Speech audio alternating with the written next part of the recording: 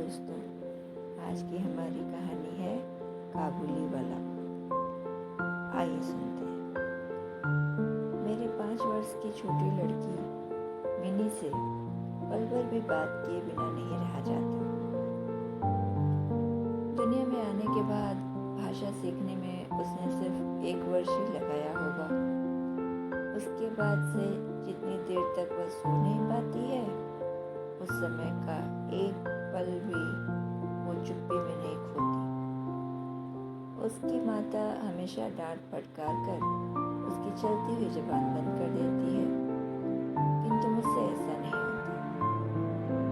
मिन्नी का यह मौन मुझे काटने को दौड़ता है और मुझसे वह अधिक देर तक सहा नहीं जाता। यही कारण है कि मेरे साथ उसके भावों का आदान प्रदान कुछ अधिक उत्साह के साथ रहता है। अभी मैंने अपने उपन्यास के 17वें अध्याय में हाथ लगाया ही था कि इतने में मिनी ने आकर कहना शुरू किया, बाबूजी, रामदयाल कल काक को कौवा कहता था। वह तो कुछ जानता ही नहीं है ना बाबूजी। विश्व की भाषाओं की विभिन्नता के विषय में मेरे कुछ बताने से पहले ही उसने दूसरी कहानी छेड़ दी। बाबूजी, भोला कहता था, आकाश मुंह से पानी फेंकता है, इसी से वर्षा होती है। अच्छा बाबूजी, भोला तो झूठ मूठ कहता है ना, खाली बकबक किया रहता है, दिन रात बकता रहता है। फिर इस विषय में मेरी राय की तनिक भी राह न देखकर झट से धीमे स्वर में एक जटिल प्रश्न कर बैठी। अच्छा बाबूजी, माँ तुम्हारी कौन लगती है? मन ही मन में मैंने कहा, नटखट, और फिर बोला, मिनी तू जा, भोला के साथ खेल, मुझे भी काम करना है। अच्छा। तब उसने मेरी मेज के पिछले पैरों के पास बैठकर अपने दोनों घुटने और हाथों को हिला हिलाकर बड़ी तेजी से मुंह चलाकर अटकन पटकन दही चटा के कहना प्रारंभ किया। जबकि मेरे उपन्यास के अध्याय में प्रताप सिंह उस समय कंचनमाला को लेकर रात्रि के घनघोर अंधेरे में जेल की ऊंची खिड़की से नीचे कलकल करती हुई सरिता में कूद रहे थे। मेरा घर सड़क के किनारे पर था। अचानक मिन्नी अपने अटकन पटकन को छोड़कर खिड़की के पास दौड़ गई और जोर जोर से चिल्लाने लगी, काबुल वाला, ओ काबुल वाला। मैले कुचैले ढीले कपड़े पहने, सिर पर कुल्ला रखे, उस पर साफा बांधे, कंधों पर सूखे फलों की मैली झोली लटकाए, हाथ में चमन के अंगूरों की कुछ पिटारियाँ लिए, एक लंबा तगड़ा सा काबुली वाला मंद चाल से सड़क पर जा रहा था। उसे देखकर मेरी छोटी बेटी के हृदय में कैसे भाव उदय हुए यह बताना असंभव है। उसने जोरों से पुकारना शुरू किया। मैंने सोचा, अभी झोली कंधे पर डाले सर पर एक और मुसीबत आ खड़ी होगी और मेरा 17वां अध्याय आज भी अधूरा रह जाएगा। किंतु मिन्नी के चिल्लाने पर जो ही काबुली वाले ने हंसते हुए उसकी ओर मुंह फेरा और घर की ओर बढ़ने लगा, त्यों ही मिन्नी भय खाकर भीतर भाग गई। फिर उसका कहीं पता ही नहीं लगा कहाँ छिप गई है। उसके छोटे से मन में अंधविश्वास बैठ गया था कि उस मैले कुचैली झोली के अंदर ढूंढने पर उसके जैसी और भी जीती जाती बच्ची निकल सकती है। इधर काबुली ने आकर मुस्कुराते हुए मुझसे प्रणाम किया और खड़ा हो गया। मैंने सोचा, वास्तव में प्रताप सिंह और कंचनमाला की दशा अत्यंत गंभीर स्थिति में है। फिर भी घर बुलाकर इससे कुछ न खरीदना अच्छा न होगा। कुछ सौदा खरीदा गया। उसके बाद मैं उससे इधर उधर की बातें करने लगा। अंत में उठकर जाते हुए उसने अपनी मिली जुली भाषा में पूछा, बाबूजी, आपकी बच्ची कहाँ गई? मैंने मिनी के मन से व्यर्थ का भय दूर करने के अभिप्राय से उसे भीतर से बुलवा लिया। वह मुझसे बिल्कुल लगकर काबुली के मुख और झोली की ओर देखते हुए खड़ी रही। काबुली ने झोली में से किशमिश और खुबानी निकाल कर देनी चाहिए, लेकिन उसने नहीं ली और दुगने संदेह के साथ मेरे घुटनों से लिपट गई। इस प्रकार उसका पहला परिचय काबुली से हुआ। इस घटना के कुछ दिन बाद एक दिन सवेरे मैं किसी जरूरी काम से बाहर जा रहा था, तो देखूं कि मेरी बिटिया दरवाजे के पास बेंच पर बैठी हुई उसी काबुली वाले से हंस हंस कर बातें कर रही है और काबुली उसके पैरों के पास बैठा बैठा मुस्कुराता हुआ उसकी बातें ध्यान से सुन रहा है। बीच बीच में अपनी राय भी देता जाता है। मिनी को अपने 5 वर्ष के जीवन में बाबूजी के सिवाय ऐसा धैर्य वाला श्रोता शायद ही कहीं मिला हो। देखा तो उसका फ्रॉक का आगे का हिस्सा बादाम किशमिश से भरा हुआ है। मैंने काबुली से कहा, इसे यह सब क्यों दिया? अब कभी मत देना, कहकर जेब से एक अठन्नी निकाल कर उसे दे दी और उसने बिना हिचक के अठन्नी उठाकर अपनी झोली में डाल ली। कुछ देर बाद घर लौट कर देखता हूँ तो उस अठन्नी ने बहुत भारी उपद्रव खड़ा कर दिया है। मिन्नी की माँ एक सफेद चमकीला गोलाकार पदार्थ हाथ में ली है और डांट कर मिन्नी से पूछ रही है, बता तूने अठन्नी कहाँ से पाई? मिन्नी ने कहा, काबुल वाले ने दी है। काबुल वाले से तूने अठन्नी कैसे ली बता?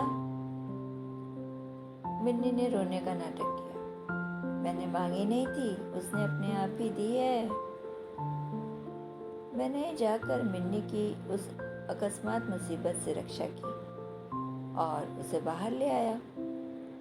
पता चला कि काबुली के साथ मिन्नी की यह दूसरी ही भेंट थी, ऐसी बात नहीं थी। इस दौरान वो रोज आता रहता है और पिस्ता बादाम की रिश्वत देकर मिन्नी के छोटे से हृदय पर बहुत सारा अधिकार कर लिया है। जैसे मेरी बेटी रहमत को देखते ही हंसती हुई पूछती, काबुल वाला, ओ काबुल वाला, तुम्हारी झोली के भीतर क्या है? काबुली, जिसका नाम रहमत था, एक अनावश्यक सा चंद्र बिंदु जोड़कर मुस्कुराता हुआ उत्तर देता, हाँ बिटिया। यह तो नहीं कहा जा सकता कि उनका वार्तालाप किस प्रकार का होता था, पर सुनने में बहुत अच्छा लगता। उन दोनों मित्रों में और भी एक आध बात प्रचलित थी। रहमत मिनी से कहता, तुम ससुराल कभी न जाना, अच्छा? हमारे देश की लड़कियां जन्म से ही ससुराल सबसे परिचित रहती हैं, किंतु हम लोग तनिक कुछ नई रोशनी के होने के कारण बच्ची को ससुराल के विशेष में ज्यादा ज्ञान नहीं दे पाए थे। अतः रहमत के इस बात को वह ठीक से नहीं समझ पाती थी। उल्टे वह रहमत से ही पूछती, तुम ससुराल जाओगे? रहमत काल्पनिक ससुर के लिए अपना जबरदस्त भूसा तान कर कहता, हम ससुर को मारेगा। सुनकर मिनी ससुर नाम के किसी अनजाने जीव की दुरावस्था की कल्पना करके खूब हंसते। देखते ही देखते जाड़े की सुहावनी ऋतु आ गई। मैं कलकत्ता छोड़कर कभी कहीं नहीं गया। शायद इसीलिए मेरा मन ब्रह्मांड में घूमा करता है।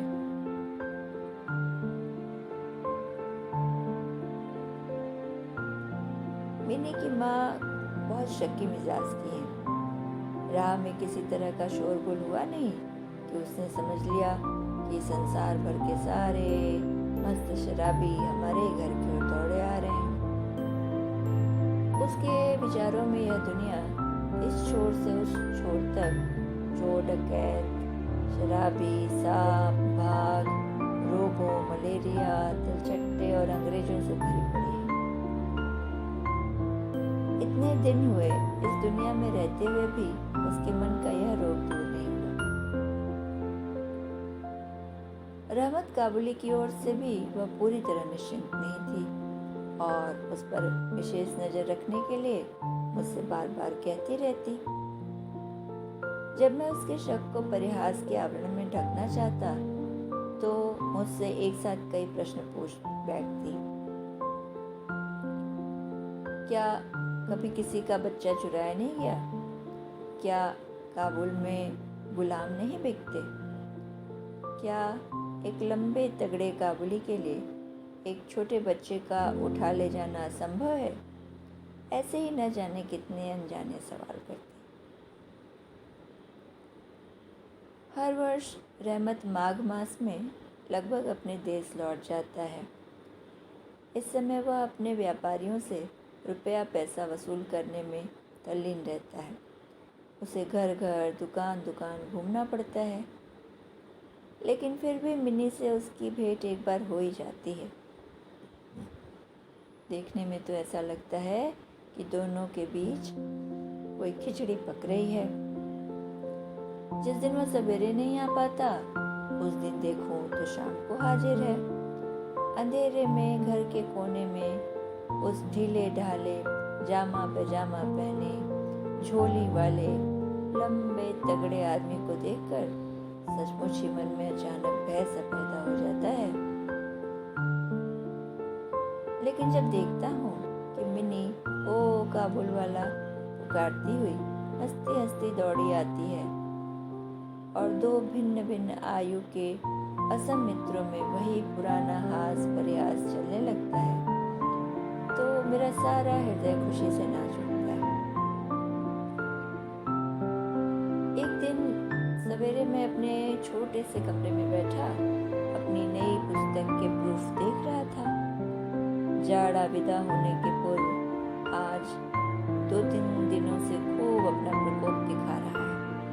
जिधर देखो उधर जाड़े की ही चर्चा है। ऐसे जाड़े पाले में खिड़की से सवेरे की धूप मेज के नीचे मेरे पैरों पर आ पड़ी। उसकी गर्मी मुझे बहुत अच्छी लग रही थी। यही कोई 8 बजे का समय होगा। ठीक इसी समय राह में एक बड़े जोर का शोर सुनाई दिया। देखूं तो अपने उस रहमत को 2 सिपाही बांधे लिए जा रहे थे। उनके पीछे बहुत से तमाशाही बच्चों का झुंड चला आ रहा है।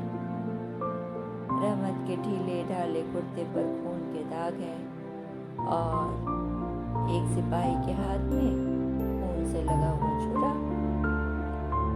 मैंने दरवाजे से निकलकर सिपाही को रोका और पूछा, क्या बात है? कुछ सिपाही से और कुछ रहमत से सुना कि हमारे एक पड़ोसी ने रहमत से रामपुरी चादर खरीदी थी। उसके कुछ रुपए उसकी ओर बाकी थे, जिन्हें देने के लिए उसने साफ इनकार कर दिया था। बस इसी पर बात बढ़ गई और रहमत ने चाकू निकालकर उसे घोंप दिया। रहमत उस छोटे बेईमान आदमी के लिए भिन्न भिन्न प्रकार के अपशब्द सुना रहा था। इतने में काबुल वाला, ओ काबुल वाला पुकारती हुई मिनी घर से निकल आई। रहमत का चेहरा क्षण भर में हास्य से चमक उठा। आज उसके कंधे पे झोली नहीं थी। मिनी ने आते के साथ ही पूछा, तुम ससुराल जाओगे?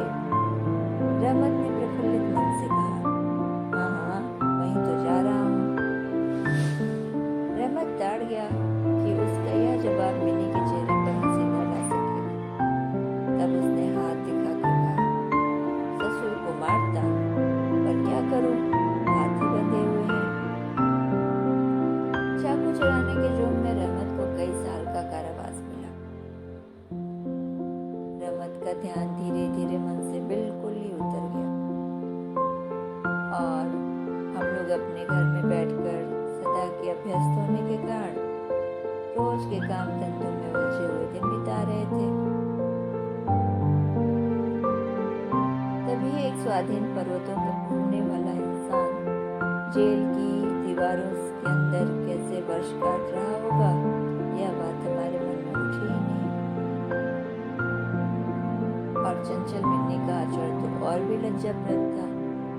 यह बात उसके पिता को भी माननी पड़ेगी। उसने सहज ही अपने पुराने मित्र को भूलकर पहले तो नबी सईद के साथ मित्रता जोड़ी। फिर जैसे जैसे उसकी आयु बढ़ने लगी, उसके दोस्त बदलने लगे, उसकी सखियां जुटने लगी और अब तो वह अपने बाबूजी के लिखने के कमरे में भी नहीं दिखाई देती। मेरा तो एक तरह से उसका नाता ही टूट गया है। न जाने कितने बरस बीत गए। बरसों बाद एक बार फिर शरद ऋतु आई है।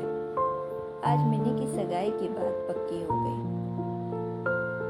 पूजा की छुट्टियों में उसका विवाह हो जाएगा और कैलाश वासिनी के साथ साथ अब की हमारे घर की आनंदमयी मिनी भी माँ बाप के घर में अंधेरा करके ससुराल चली जाएगी। सुबह सुबह सूरज बड़ी धूमधाम से सज धज कर निकले। वर्षों के बाद शरद ऋतु की यह नई धूप सोने पे सुहागा का काम कर रही है। सवेरे से घर में बवंडर मचा हुआ है। हर समय आने जाने वालों का तांता बंधा हुआ है। आंगन में बांसों का मंडप लगाया जा रहा है। हर एक कमरे और बरामदे में झाड़ फानूस लटकाए जा रहे हैं और उनकी टक टक की आवाज़ मेरे कमरे तक आ रही है। मैं अपने लिखने पढ़ने के कमरे में बैठा हुआ हिसाब लिख रहा था। इतने में रहमत आया और सलाम करके खड़ा हो गया। पहले तो मैं उसे पहचान न सका। उसके पास न तो कोई झोली थी, न पहले जैसे लंबे लंबे बाल, न चेहरे पर पहले जैसी दिव्य ज्योति ही थी। अंत में उसकी मुस्कान देखकर पहचान पाया कि वह रहमत है।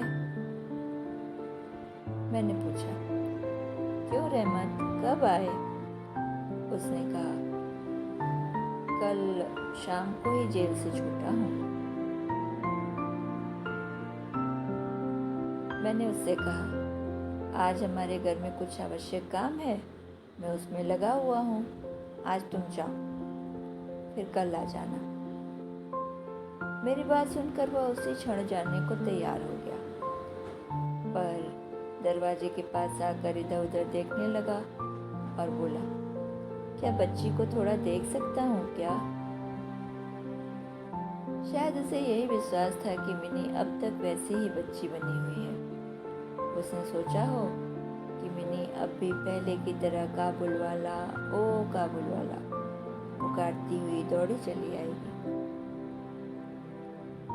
यहाँ तक कि पहले की मित्रता याद करके वह एक पेटी अंगूर, एक कागज के दोने में थोड़ी सी किशमिश और बादाम शायद अपने देश के किसी आदमी से मांग मांग कर लेता आया था। मैंने कहा, आज घर में बहुत काम है, इसलिए किसी से भेंट न हो सकेगी। मेरा उत्तर सुनकर वह कुछ उदास सा हो गया। मेरी ओर थोड़ी देर देखा, फिर सलाम करके दरवाजे से बाहर निकल गया। मेरे दिल में न जाने कैसी एक वेदना सी उठी। मैं सोच ही रहा था कि उसे बुलाऊं, इतने में देखा कि वह तो स्वयं ही वापस आ रहा है। पास आकर बोला, ये अंगूर, किशमिश और बादाम बच्ची के लिए ले आया था, उसको दे दीजिएगा। मैंने उसके हाथ से सामान लेकर पैसे देने चाहे, लेकिन उसने मेरे हाथ को थामते हुए कहा, आपकी बहुत मेहरबानी है बाबू साहब, हमेशा याद रहेगी। पीसा रहने दीजिए। फिर थोड़ा रुक कर बोला, बाबू साहब, आपकी जैसी मेरी भी एक बेटी है जो मेरे देश में है। मैं उसी की याद कर कर के आपकी बच्ची के लिए थोड़ा सा मेवा लेता आया हूँ। मैं यह सौदा बेचने के लिए नहीं आता। कहकर उसने अपने ढीले ढाले कुर्ते के अंदर हाथ डालकर छाती के पास से एक मैला कुचैला मुड़ा हुआ कागज का टुकड़ा निकाला और बड़े जतन से उसके चारों तह खोलकर दोनों हाथों से उसे फैलाकर मेज पर रख दिया। मैंने देखा कि कागज के उस छोटे से टुकड़े पर एक नन्हे हाथ के छोटे पंजे की छाप है। फोटो नहीं, तेल चित्र नहीं, हाथ में थोड़ी सी कालिख लगाकर कागज के ऊपर उसी का निशान ले लिया गया है।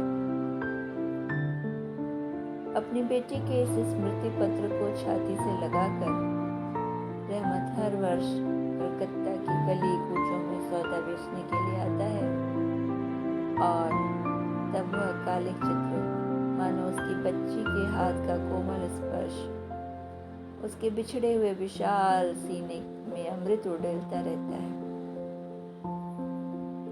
यह देखकर मेरी आंखें भर आईं और फिर मैं इस बात को बिल्कुल ही भूल गया कि वह मामूली काबुली मेवा वाला है और मैं उच्च वंश का रईस हूँ। तब मुझे ऐसा लगने लगा कि जो वह है वही मैं भी हूँ, वह भी एक बाप है और मैं भी हूँ। मैंने तुरंत मिन्नी को अंदर से बुलवाया। हालांकि घर में आपत्ति की गई, पर मैंने कुछ भी ध्यान नहीं दिया। मिन्नी विवाह के वस्त्रों और आभूषणों में लिपटी हुई, लज्जा से सिकुड़ी हुई मेरे पास आकर खड़ी हो गई। उस अवस्था में देखकर रहमत काबुल पहले तो सकपका गया, उससे पहले जैसे बातचीत करते ही ना बना। फिर हंसते हुए बोला, लल्ली, सास के घर जा रही है क्या? मिनी अब सास का अर्थ समझने लगी थी, अतः अब उसे पहले की तरह उत्तर देते न बना। रहमत की बात सुनकर मारे लज्जा के उसने मुंह फेर लिया। तब मुझे उस दिन की याद आई जब रहमत के साथ मिनी का पहला परिचय हुआ था। मन में एक दुख की लहर सी दौड़ गई। मिनी के चले जाने के बाद एक गहरी सांस लेकर रहमत फर्श पे बैठ गया। शायद उसकी समझ में एक बात एकाएक साफ हो गई थी कि उसकी बेटी भी इतने दिनों में बड़ी हो गई होगी और उसके साथ भी अब उसे फिर से नई जान पहचान करनी पड़ेगी। संभवतः वह उसे पहले पहचानेगी ही नहीं। इन 8 वर्षों में उसका क्या हुआ होगा कौन जाने। सवेरे के समय ठंडियों की मुलायम सूर्य की किरणों में शहनाई बजने लगी और रहमत कलकत्ता के गली के भीतर बैठा हुआ अफगानिस्तान की मेरू पर्वत का दृश्य देखने लगा। मैंने एक नोट निकालकर उसके हाथ में दिया और कहा, रहमत, तुम देश चले जाओ अपनी बेटी के पास।